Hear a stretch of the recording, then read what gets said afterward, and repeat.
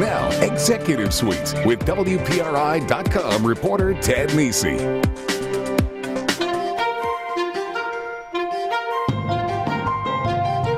Innovation is more than a buzzword for Saul Kaplan.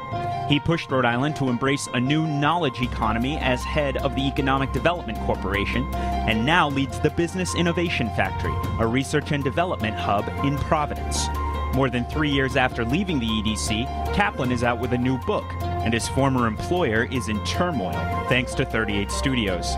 What's Kaplan's vision for the Rhode Island economy, and how would he repair the EDC? This week on Executive Suite, the Business Innovation Factory's Saul Kaplan. Welcome to Executive Suite. I'm Ted Nesi. Saul, thank you for being here today. Ted, it's great to be here. Congratulations on your new show. Thanks. It's You fantastic. knew me at PBN when I was just the rookie reporter there. Right. So here, you never know. We have a lot to talk about. I want to get to the new book, but we've got to start with 38 Studios. Everyone's talking about it. I mean, I want to know, first and foremost, you left the EDC, I believe, December 08. That's correct. And the deal went through July 2010. Obviously, no discussion when you were there about it, or long before that. It wasn't on our radar screen. What did you think that summer of 2010 when you saw this deal moving through and heard about it, you know, just as a private citizen? Did you think, oh, maybe this will work? What was your thought? Well, my first thought was I couldn't believe that the General Assembly had approved a $125 million loan guarantee fund when I was the director. And even before me, when Mike McMahon was there previously, we'd been trying for years to get a $50 million fund approved, where we were never going to commit more than 10% of the fund, or $5 million, to any one deal. And we were never going to be the first capital in. We were always going to be the conclusion of the capital raise. So all the risk this was capital, a radical change from the proposal to make it that big with no limits on the level of the loan from what you originally proposed. We got nowhere with the proposal for a number of years, and then the next thing I read is that it's $125 million, and then right after that we learn about the 38 Studios deal. So this thing has been a mess right from the start. You know, it's inconceivable to me that the $125 million bond guarantee fund wasn't always about 38 Studios, and I think all leadership, both in the executive and legislative branch, had to have known, or else why would they approve it when they didn't approve $50 million for years before that? I was always surprised. What did you hear when you were making the pitch? You know, I've heard the pitch was, hey, we need something for intellectual property companies that don't have bricks and mortar things. What, was there just no interest? Did they have doubts about it when you talked to legislative leaders and others about the idea? Oh, I don't think they wanted to put the tool in our hands, to be honest with you. We needed a new set of tools. Everything we had at EDC was designed for an industrial era, you know, to support bricks and mortar companies. And now, as you know, we live in a knowledge economy where the assets that we need to develop aren't plant equipment and bricks and mortar. So we were trying to find a smart way that mitigated the risk that would allow us to play a role in that. I had no clue at the time that we would do a deal as large and put as many of our eggs into a basket like we did with 38 Studios. And now, of course, every week, you know, we get more details about this deal. You know, it was wrong from the start, and it's still wrong today. And now what we need to do is figure out how to get ourselves out of it, how to recover as much as we can. We'll never recover all of it, but we need to move past it, Ted. We need to get beyond this, because with 11+% unemployment, we need to transform this economy. Tweaks are not going to do it. Now, you just said there it was a bad idea from the start with the deal. So you don't buy the idea that Governor Chafee killed the company at the very end and it was going to be all right. You just don't think this was going to work, the structure, the financing, and everything else. No, it was a bad deal from the beginning. It should never have been done. Now, we can talk about how it's been managed after it was done, and there are some things, you know, obviously with hindsight, you know, that could have been done. But the most important thing that should have been done is the deal shouldn't have been done in the first place. Now, you were head of the EC. When did you come in? You were deputy director and then director. I spent 6 years. I call this the accidental bureaucrat phase of my yeah, because you weren't a government person. No, I come out of the private sector, but you know, I've fallen in love with Rhode Island. I think it has incredible potential, and I believe that our economy has to be about innovation and entrepreneurship, which is what I focus on.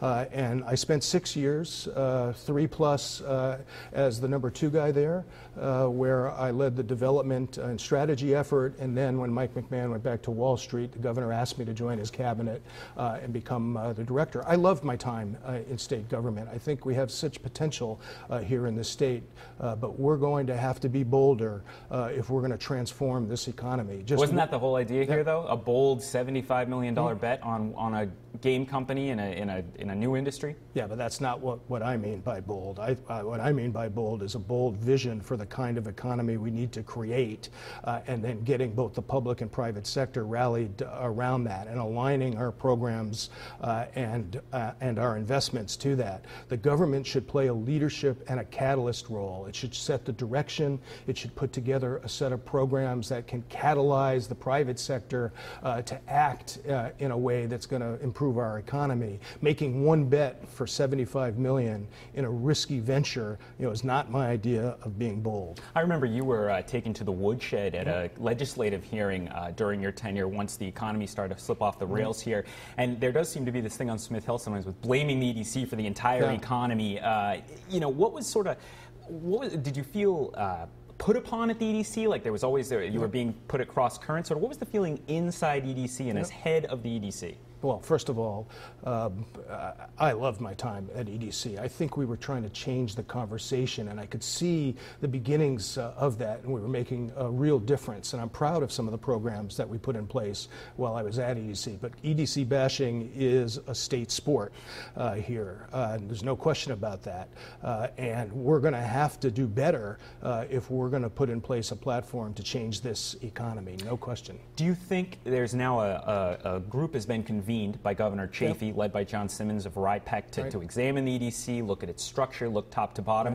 There have been hints that the governor might be interested in moving it away from being a quasi-independent agency to a department under him. I think New York does something like that. I mean, do you think EDC should be kept in its current form? What would you advise John Simmons in that? Well, first of all, I think the structure isn't the place to start, right? I'm less concerned about what form it takes and what the structure is, and I'm much more concerned about leadership, to paint a vision for what kind of economy we all want to work together to create. That's what's missing. It's that leadership that's missing. How you organize underneath that, whether it's a quasi public-private platform or whether it's a Department of Commerce, within the DOA, that is less important. I know everybody gets hung up on what the organizational structure will be. We should be a lot more hung up on where we're going and how we're going to transform this economy, create higher wage jobs that everybody in our state can participate in, create an education and workforce development system that people can participate in so that they can take part in this economy. A lot of that sounds like the same proposals that were put forward in 2008. You put out a big report with recommendations not too long before you resigned. Do you still think that's fundamentally the direction to go for Rhode Island? Well, I believe that our economy has to be about innovation and entrepreneurship. The old industrial economy is not coming back as much as we might like for that to happen. Will the economy get better as the national economy improves? Yes, but we're going to be right back to where we were before, which is a lower wage economy, but that's not creating the number and quality of jobs that we need. And to fix that is not a tweak. It's not the same approach that we've taken before. We need to be bolder and take more transformational approaches to that. And the public sector has a very important role to lead and to catalyze that and to get private sector leaders and individuals to work together in one direction. We have to change our psychology, Ted. Our psychology is really negative right now. And the economy is all about our psychology. Animal spirits. It is about animal spirits. It's about investing one more dollar or hiring one more employee, and you don't do that if you feel negatively about the place, and we do right now, and we need to change that. All right, we have to take a break, but we'll talk much more about that and about Saul's new book. Stick with us. You're watching Executive Suite.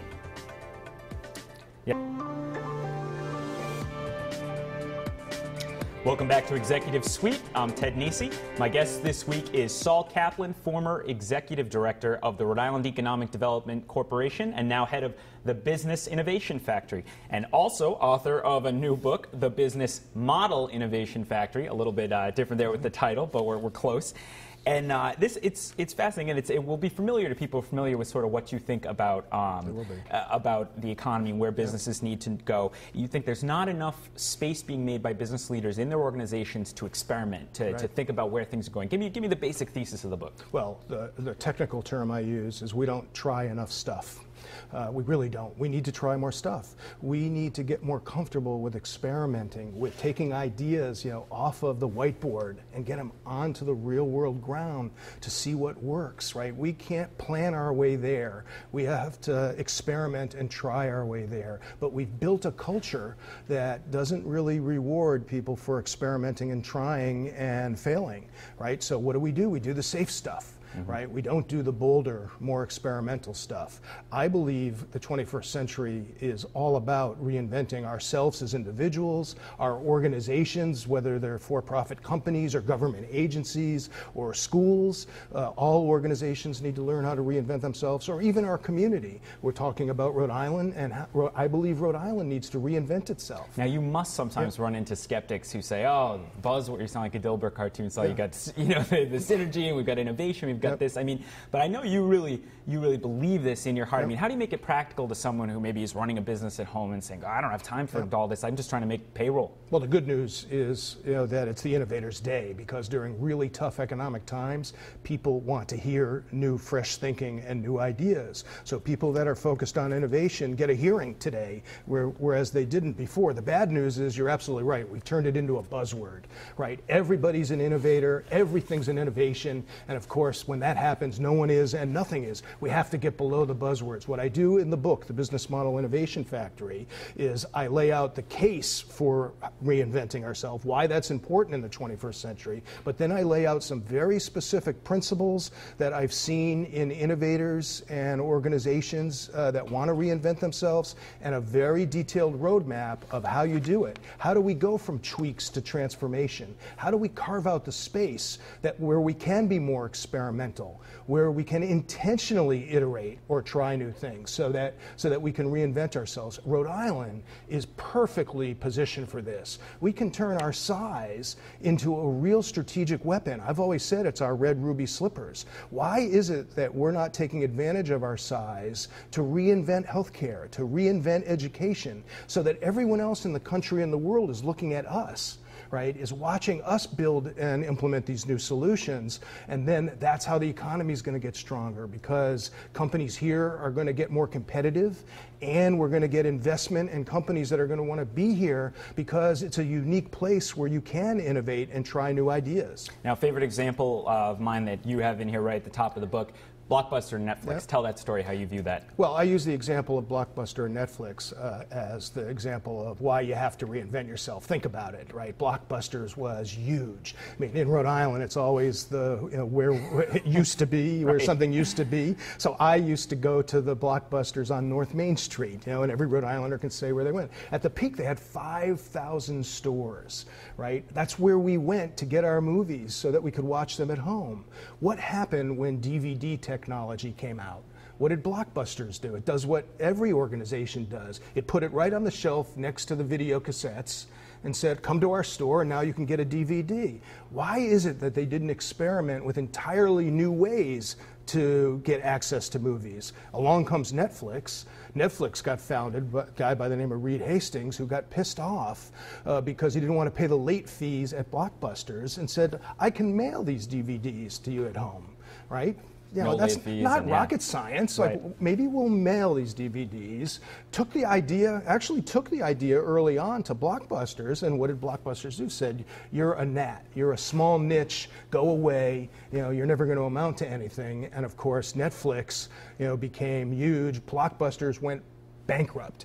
Billions of dollars of shareholder wealth that got lost because they were so stuck on their current business model, the way they delivered value to their customers, that they didn't experiment with any new ways to do it. Now let me challenge you on this, because I just yesterday, CNET has a special report on what happened with Reed Hastings and Netflix over the last year. And listening to him, he went for the split the DVD and the streaming, and he quick stir and all that, and it blew up in his face. Almost he was trying to take this maybe a step too far. We're innovating too fast or something. How do you view what happened to Reed Hastings in the past year? Well, perfect. And the reason I tell the story in the book is because, and I use the phrase Netflixed, like the real imperative for all of us in the 21st century is to avoid being Netflixed. Even Netflix has to worry about being Netflixed. And in fact, that's exactly what's going on, as you point out, right? Of course, now it's not about DVDs, it's about streaming online.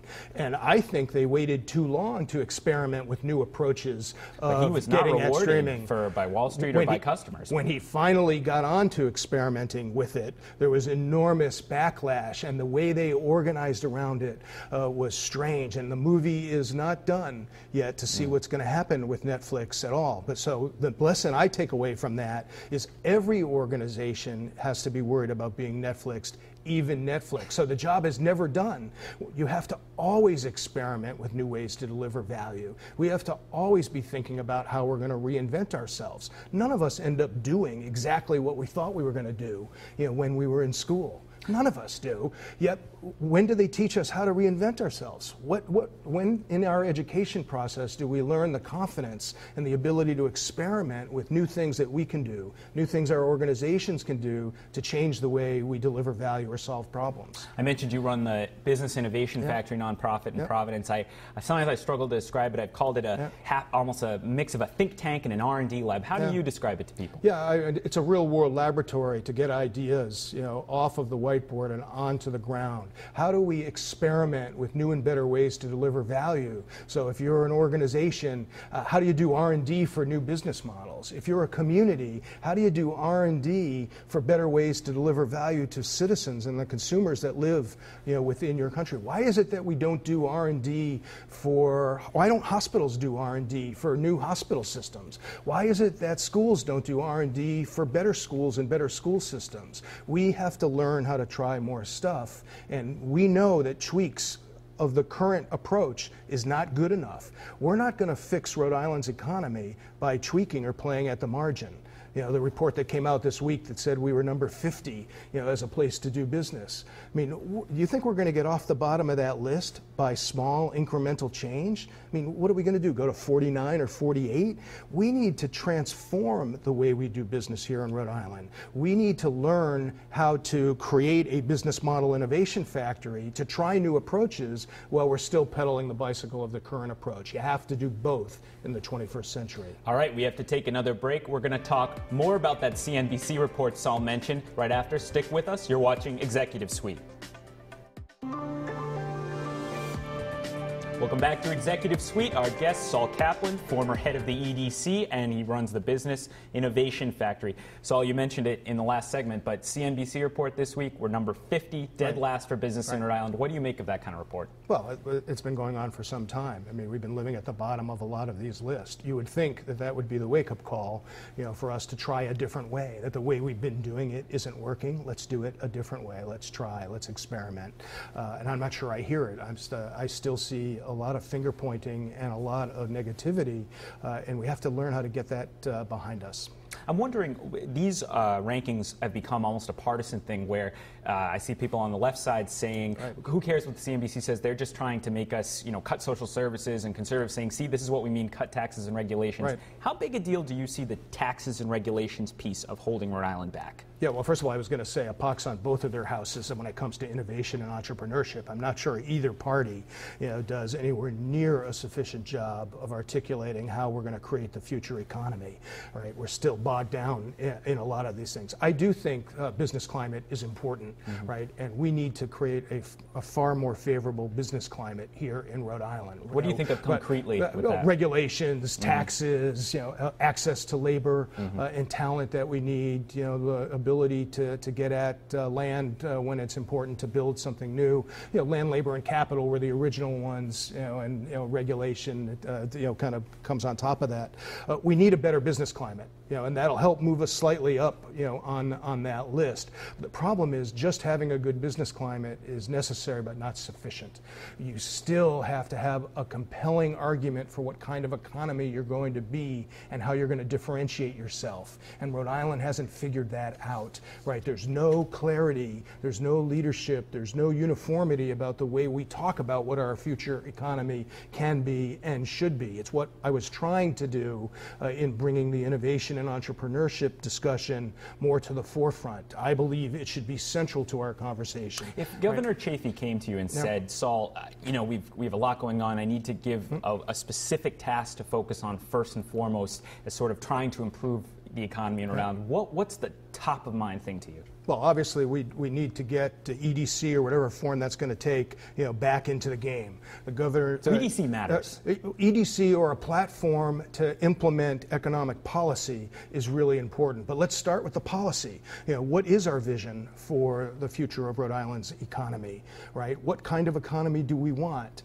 right? What is it that we're going to bring, to that conversation that's unique and different here in Rhode Island? I believe it's about innovation and entrepreneurship. Let's organize around that. Let's set in place a series of policies and very specific programs that can catalyze that, both across the public and private sector. It's going to take 10 years.